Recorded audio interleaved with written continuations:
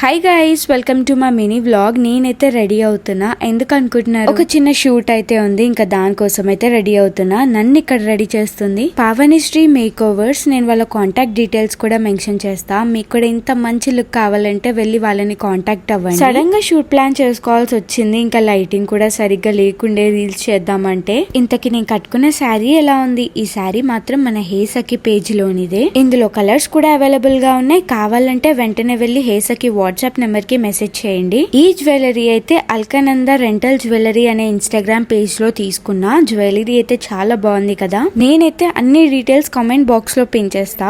ఈ షూట్ చేస్తున్న main reason అయితే జ్యువెలరీ కోసమే. ఎలా ఉందో కమెంట్ చేయండి.